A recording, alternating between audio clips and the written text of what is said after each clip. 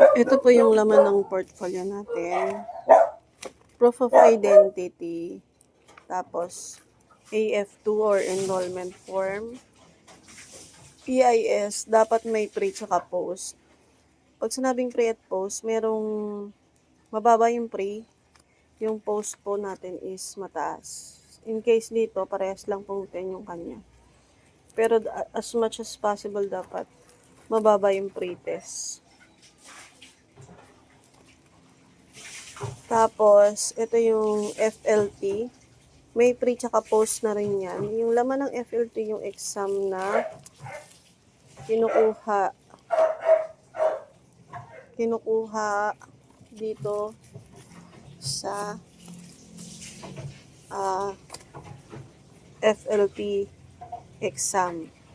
Kinukuha yan kapag mag-enroll pa lang. Tinitingnan yung entry level, tsaka yung exit level nyo. Kaya may pre and post din yan. Dapat mas mataas din yung post. Ito yung records of module, tsaka ILA. Records of module, tsaka ILA, ito yung resibo ng ating mga gawang output. Ayan. Sa records of module, nandiyan yung mga score. For example, yan.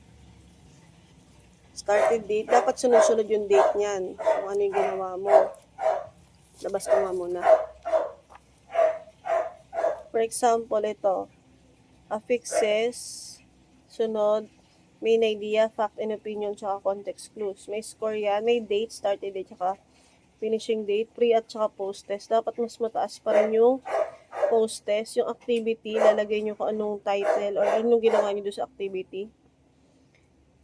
Next, lalagay nyo achieve, master, tapos lalagyan ko ng note dito sa baba. Huwag kalimutan lagyan tong taas na ito. And then, yung pangalan nyo pirma. Pangalan ko, pipirmahan ko na lang, tapos date. Hila, ito yung objective. Objective nung, learning objective nung mga topic na ginawa ninyo. Discuss ko later after nito. So, dito nakalagay yung records of module sa ILA.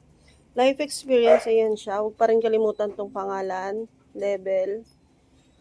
Tapos dito i-initial na nung EPSA natin, supervisor. Yan.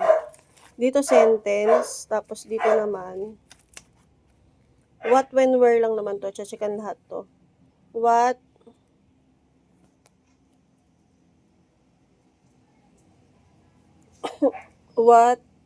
common office application, PowerPoint kunyari, tapos when, kailan, every Sunday, and then where. Sa kanya sa church niya daw ginagawa.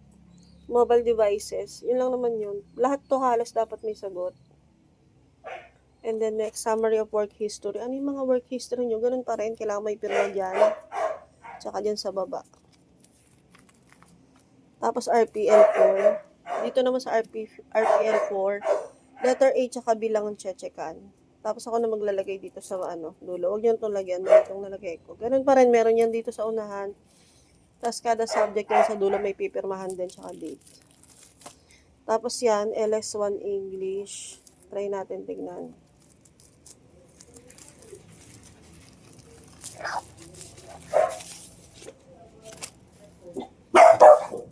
Sunod-sunod na ba ito?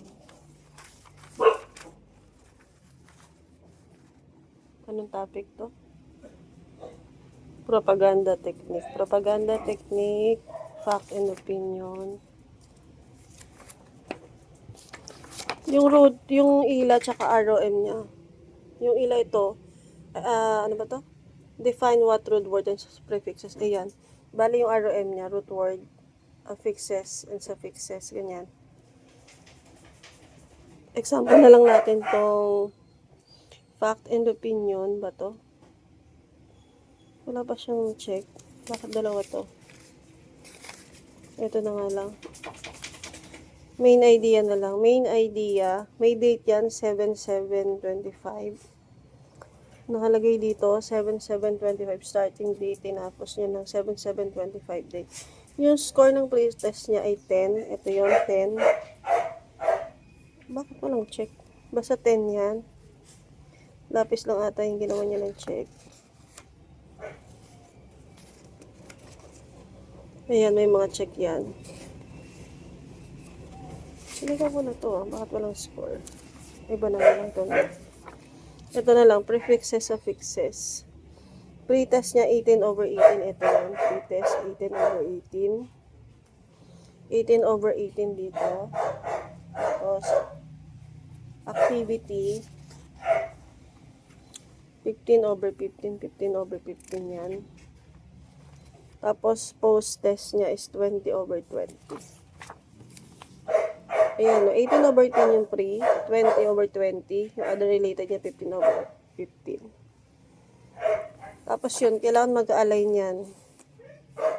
Pangalawa niya, main idea and supporting details. Dito rin identify the key idea, tapos supporting details. Kailangan mag-align yan. Ganun din sa ibang subject. Lahat ng output nyo, kailangan sunod-sunod dito sa date, tsaka dito sa ILA. Mag-align dapat tong ILA LS1, tsaka ILA ROM. Dito sa output. Ito yung pinaka-resibo ng output nyo. Ganun lang. Tapos meron tong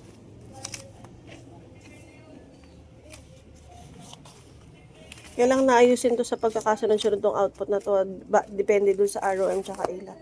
Meron akong binibigay na checklist. Ito yung checklist na tinatawag. Para hindi kayo malito kung paano pagkakasunod-sunod. And bukod dito sa checklist na to, ito ang video. Para hindi kayo maligaw kung ano ang pagkakasunod sa loob ng portfolio. Tapos yan, yung work samples, ito nga yung output na yun. Chine-checkan nila yung work samples nyo from 1 to 5 out. Ngayon, tiga-apat or tigli-5 ata yung binigay ko sa inyo.